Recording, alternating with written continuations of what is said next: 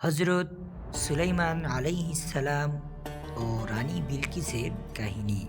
সুলাইমান আলাইহিসসালাম ছিলেন একটি দেশের বাদশাহ, আবার নবীও, তাই তার দায়িত্বও ছিল অনেক। তিনি পশু পাখিদের ভাষা বুঝতেন। আল্লাহ তাআলা তাকে এই অলৌকিক ক্ষমতা দান করেছিলেন। রাষ্ট্রের গোয়েন্দাগিরি, সংবাদ আদান প্রদানে হুদহুদ পাখি ব্যবহার করেছেন। আল্লাহ তাআলা বলেছেন, আর সুলাইমান আলাইহিস সালাম পাখিদের খোঁজখবর নিতে গিয়ে বললেন, আমি যে হুদহুদকে দেখছি না, কারণ কি?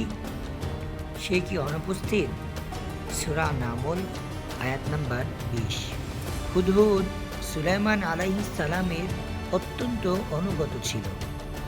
অন্য রাষ্ট্রের দরকারি খবরাখবর নিয়মিতই সুলাইমান আলাইহিস সালাম হুদহুদের মাধ্যমেই নিতেন। সুলাইমান আলাইহিস সালামের এই হুদহুদের নাম ছিল ইয়াফুর। একদিন হুদহুদ বলল, বাদশাহ নামদার, খোঁজ নিয়ে জানলাম ইয়েমেন দেশটি চালান একজন নারী, কিন্তু তিনি অগ্নিপূজক। নাম তার বিলকিস বিনতে সারাহিল। সুলাইমান আলাইহিস সালাম খানিক ভেবে একটি চিঠি লিখলেন রানী বিলকিসের কাছে। তাতে লিখলেন, গুমরাহির পথ ছেড়ে দাও, সত্যের পথে ফিরে এসো, অগ্নিপূজা বন্ধ করো, আল্লাহর কৃতজ্ঞতা আদায় করো, তার ইবাদত করো, সময় থাকতে আমার অধীনতা স্বীকার করো। হুদহুদ ঠোঁটে করে এই চিঠি বয়ে নিয়ে পৌঁছে গেল রানী বিলকিসের প্রাসাদে। জানালা দিয়ে ফুরুত করে ঢুকে পড়ল রানীর ঘরে। ঘুমন্ত রানীর বিছানার পাশে চিঠিটি রেখে চলে আসলো। এত সৈন্যের কঠোর প্রহরা ভেদ করে কে রেখে গেল এই চিঠি কেউ বলতে পারল না। রানী চিন্তায় পড়ে গেলেন। অনেক ভেবে চিনতে সুলাইমান আলাইহিস সালামকে সন্দেহ করলেন, কারণ সুলাইমান আলাইহিস সালাম ক্ষমতা সম্পর্কে তিনি হয়তো জানতেন। তাই সুলাইমান আলাইহিস সালামকে বসে আনতে দামি দামি উপঢৌকন দিয়ে দূত পাঠালেন। সুলাইমান আলাইহিস সালাম আল্লাহর নবী, তেনাকে অত সহজে কেউ বশ করতে পারবে না। পরিষ্কার জানিয়ে দিলেন, রানী বিলকিস কি এসব উপঢৌকন দিয়ে আমাকে খুশি করতে চাই? আমি সম্পদের কাঙাল নই।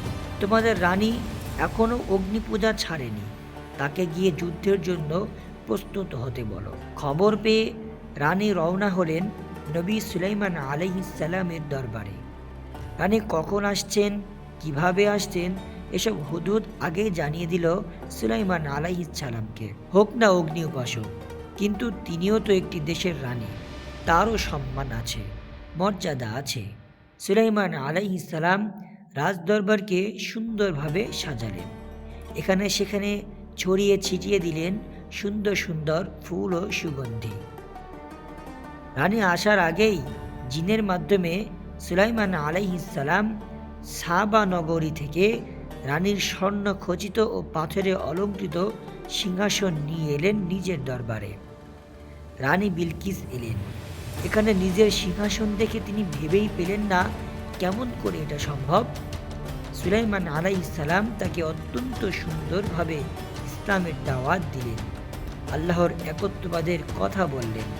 সব দেখে শুনে মুগ্ধ রানী তারপর অগ্নি পূজা ছেড়ে দিয়ে তখনই আল্লাহর একত্ববাদে বিশ্বাস করতে আগ্রহী হলেন।